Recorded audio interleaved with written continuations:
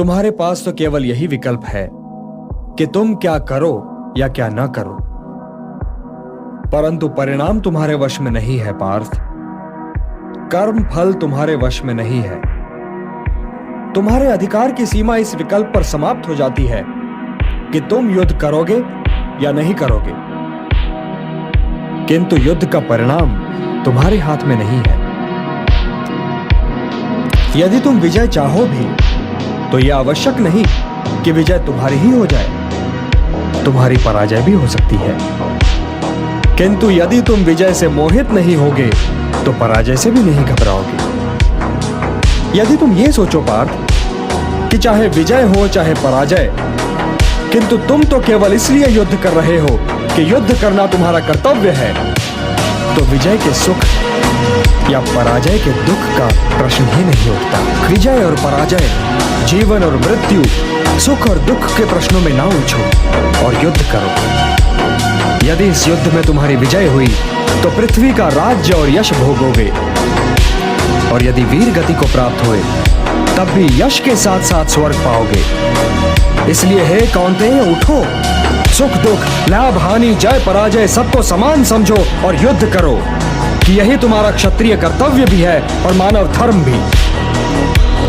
और जो न विजय से सुखी हो और न पराजय से दुखी, वही स्थित प्रज्ञ है, यही कर्म योग है। तुम सर्वश्रेष्ठ धनुर्धर हो, परंतु यदि तुम्हारा आखेट तनिक भी इधर से उधर हो जाए तो तुम चूक जाओगे। तुम्हारा अधिकार तुम्हारे बाण संधान पर है, तुम्हारा अधिकार तुम्हारी दृष्टि पर है, परंतु उस मृग पर तुम्हारा कोई अधिकार नहीं जिसकी ओर तुम बाण चला रहे हो। हे धनंजय, सत्पुरुष कभी अपने अधिकारों की सीमा का उल्लंघन नहीं करते, अर्थात अपने कर्म में स्थिर रहो पार्थ, स्थिर रहो, क्योंकि कर्म की कुशलता का ही नाम योग है। मेरा हाथ तो अब भी गांडीव की ओर नहीं बढ़ रहा है केशव। मेरी समझ में तो अब भी ये नहीं आ रहा है कि इस युद्ध से लाभ क्या होगा।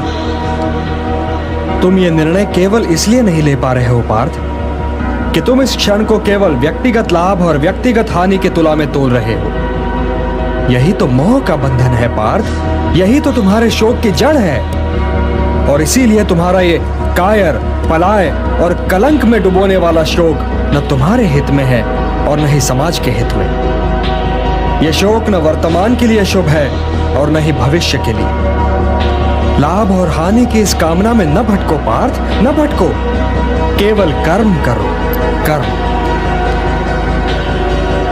हे पार्थ, सामान्य पुरुष विषय का ध्यान करता है और विषय का ध्यान उसे आसक्त बना देता है। इस आसक्ति या लगाव से काम का जन्म होता है। जब काम की पूर्ति नहीं होती तो क्रोध उत्पन्न होता है। जब क्रोध उत्पन्न होता है तो विषय के प्रति मोह और बढ़ जाता है, और जब मोह और बढ़ जाता है पार्थ, तो सोचने की शक्ति भटक जाती है।